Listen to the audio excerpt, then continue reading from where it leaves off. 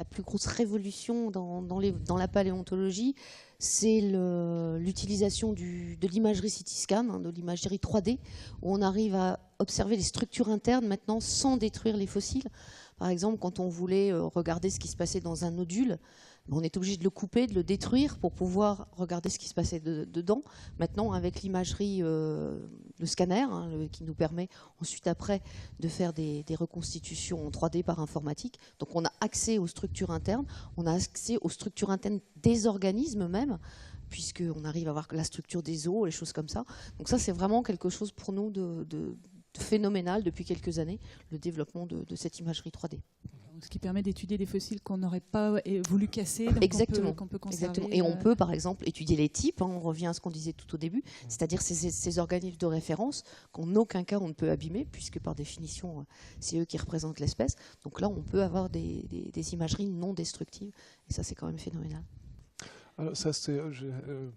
J'aimerais bien répondre en quelque sorte à ça, parce que parce que c'est intéressant, la paléontologie, elle est une science très intéressante parce qu'elle rassemble, en fait, j'ai parlé avant d'Aston et Gallison et de l'objectivité, et le fossile type qui représente toute l'espèce, et c'est en quelque sorte l'ancêtre de ce ancien monde encore du 19e siècle qui est encore aujourd'hui, et justement c'est parce qu'il est né dans aussi un cadre très spécifique, justement la collection, quand on est passé au musée, quand on a créé des collections pour justement mettre ce genre d'outils en valeur aussi, pour le comprendre.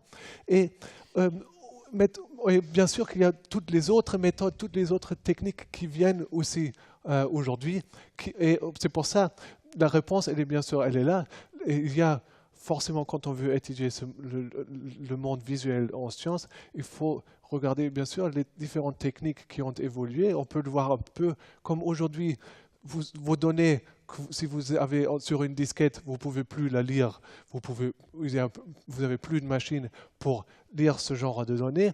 En fait, l'histoire des sciences, aussi pour le visuel, elle passe de manière équivalente. Il y a forcément une évolution qui suit, bien sûr, qui met en œuvre justement ce développement dans le temps.